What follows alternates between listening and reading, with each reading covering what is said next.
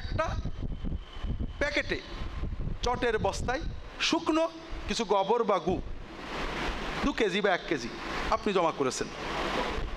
দুর্গন্ধ না সুগন্ধ? দুর্গন্ধ।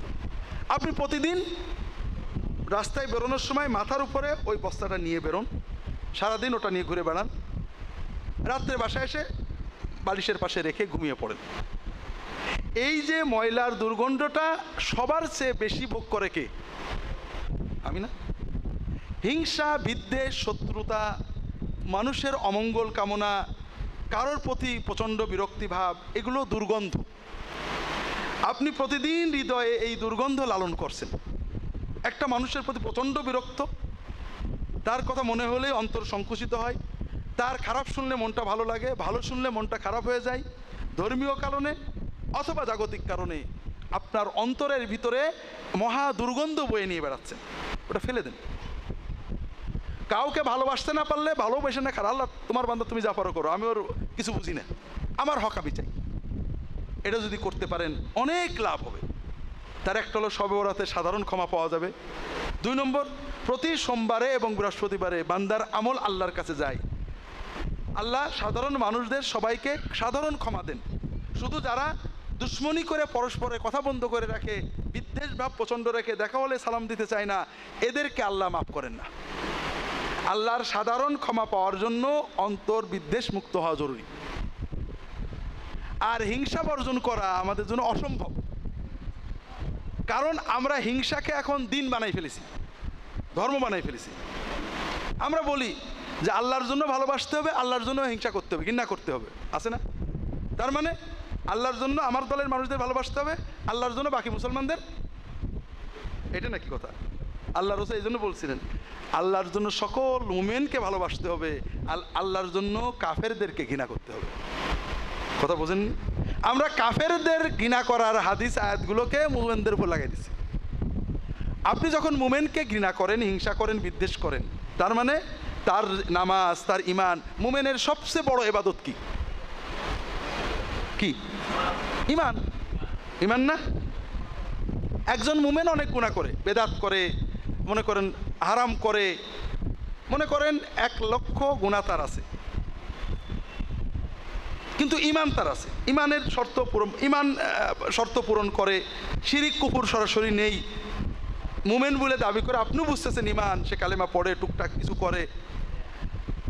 এই যে ঈমান এক পাল্লায় যদি রাখা হয় আর বেদাত থেকে শুরু করে বিভিন্ন পাপ আর এক পাল্লায় লেখা হয়, ওজন কোনটা ভারী হবে? কিন্তু আপনি তো সেই ওজনে মাপেন না। একজন নামাজও পড়ে, রোজাও রাখে, দাড়িও হয়তো রেখেছে, কিন্তু একটা ছোট্ট বিষয়ে আপনার মতভেদ করে, আপনি তাকে কাফেরের চেয়েও বেশি ঘৃণা করেন। কাফেরের সাথে মিশতে পারেন, কিন্তু ওই মুমিনের সাথে আপনি মিশতে পারেন না, আছে না নেই? তাহলে এই যে আমাদের হালত হয়ে গিয়েছে, মুমিনের প্রতি, মুসলমানের প্রতি বিদ্বেষ ভাব, এটা দূর করা আমাদের জন্য অসম্ভব। এবং মজা হলো এটা দিনদারদের ভিতরে বেশি, যারা ফাসেক ফাজের তাদের ভিতরে এটা কম। সাবিনা ইয়াসমিন একবার ক্যান্সার হয়ে সিঙ্গাপুরে চিকিৎসায় গেছিলেন, তখন বিভিন্ন গায়করা গান গেয়ে গেয়ে টাকা তুলে তুলে তার চিকিৎসায় পাঠাইছিলেন। আপনার কি মনে আছে? হ্যাঁ, মনে করেন এখন আমাদের দেশে আমরা মুসলমানদের অনেক দল আছে, কোনো এক দলের একজন ভালো বড় প্রসিদ্ধ আলেম, আলে হাদিসদের, হানাফিদের, কওমিদের, তবলিগের, অন্যদের অসুস্থ হয়ে ক্যান্সার হয়ে সিঙ্গাপুরে গেল, অন্যান্য দলের আলেম উলামারা টাকা তুলে পাঠাবে তো না? বলবে মরুক তাড়াতাড়ি। তো ভাই, এর থেকে কি আমরা বাঁচতে পারবো? আমার তো মনে হয় না। লা হাওলা ওয়ালা কুওয়াতা ইল্লা বিল্লাহ। তো এই জন্য আমার অনুরোধ হলো ভাইরা, আমরা ভালোবাসার মানদণ্ড বানাই কোরআন এবং রাসূলুল্লাহ সাল্লাল্লাহু আলাইহি ওয়াসাল্লামকে। একটা মানুষ কোরআন মানে, ঈমান আছে, ইসলামের কথা বলে, রাসূলুল্লাহ সাল্লাল্লাহু আলাইহি ওয়াসাল্লামের দিনটাকে মানার চেষ্টা করে, আমি লম্বা বলতে পারছি না, সে আমার প্রিয়, তার ভিতরে ভুল আছে। আমি যদি বলি যে আল্লাহ অমুক লোক তোমার নবীর পরে আকীদা খারাপ করেছে, বেদাত করেছে, এটা করেছে, সেটা করেছে, নবীর দুশমন, আল্লাহ তার ধ্বংস করে দাও, আল্লাহ তার সত্য, এইটা ভালো না যে আল্লাহ অমুক লোকটা তোমার নবীর উম্মত, তোমার বান্দা, তোমার কালেমা পড়েছে, কিন্তু আল্লাহ ভুল করে, আল্লাহ তুমি আমাকেও হেদায়েত করো, তাকেও হেদায়েত করো, আমার ইবাদত কবুল করো, তার ইবাদত কবুল, আমারটা মাফ করো, তারটা মাফ করো। আল্লাহ তোমার নবীর সব উম্মত যারা মহব্বত নিয়ে তোমার নবীর উপর ঈমান এনেছে সবাইকে আল্লাহ তুমি হেদায়েত করে জান্নাত নসিব করে দাও। কোনটা ভালো বলেন? এরকম যদি প্র্যাকটিস করতে পারেন, বিশেষ করে যে সকল আলেম দিনদার মানুষের প্রতি মনের ভিতরে শত্রুতা ভাব আছে দূর করে দেবেন।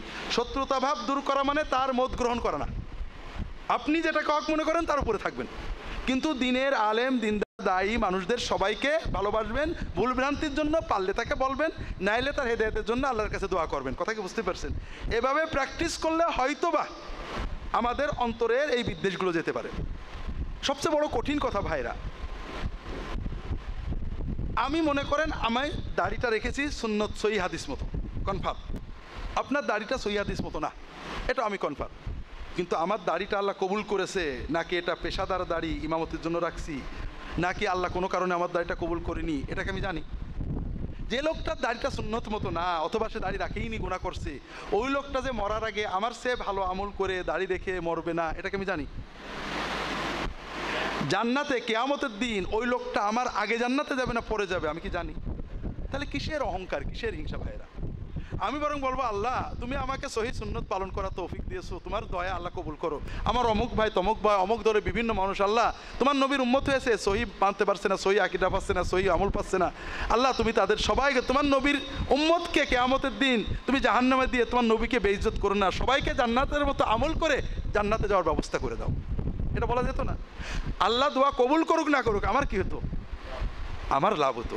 আমি নবীর জন্য ভালোবাসছি, আমার অন্তরে প্রশস্ততা আসতো, নবীর মহব্বত অন্তরে আসতো, আমি সওয়াব পেতাম, আমার অন্তর থেকে বিদ্বেষ চলে যেত।